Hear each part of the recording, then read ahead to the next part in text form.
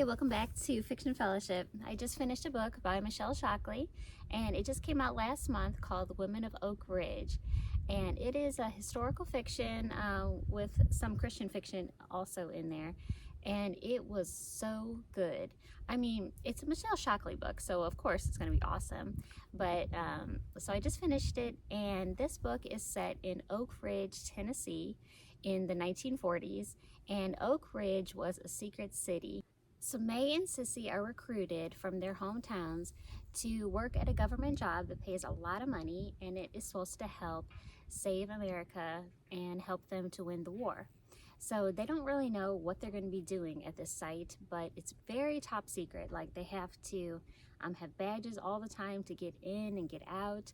And so it's a secret city that they build all kinds of things that the people are going to need, like medical centers, grocery stores, those kind of things.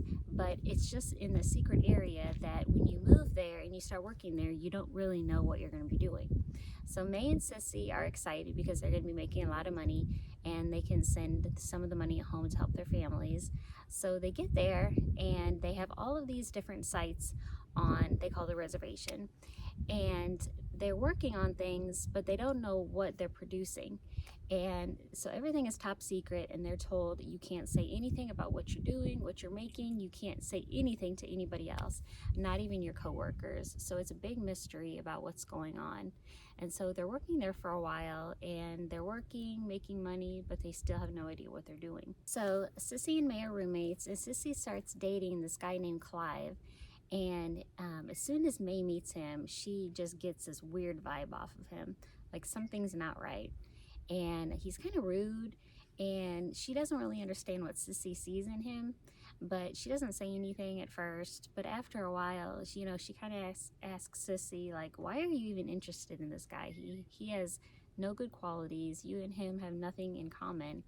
And Sissy kind of plays it off like, oh, he's different around me and all that. Well, one day, Sissy and Clive go out to Knoxville, Tennessee, and Sissy says that she is expecting Clive to propose to her. And so the next day, Sissy is supposed to come back from the trip, but she doesn't. And May wakes up, and she's thinking that Sissy's going to be coming back, but she's not there. And so she starts getting suspicious, like, okay, what's going on? Did they like secretly elope and now they're not coming back? So she doesn't know what's going on. Well, after a few days, Sissy still has not come back, and she's getting really worried. And then May starts thinking that Clive is a spy, like a Soviet spy. And so everything starts happening, and all this mysterious stuff starts going on.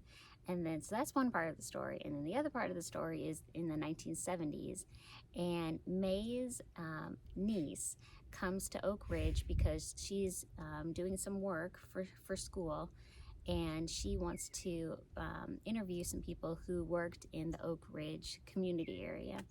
And so she's doing her dissertation, and she wants to interview her Aunt May and then some of the other people. And that's all I'm going to say. I'm going to stop there. But you have got to read this. It's an awesome book. I'm not surprised. Michelle Shocklee is an awesome, awesome author. I love all of her books. You definitely have to check out each and every one of them since they're standalone. You don't have to worry about the order you read them or anything. But excellent, excellent book. So we will see you later. Thanks for joining.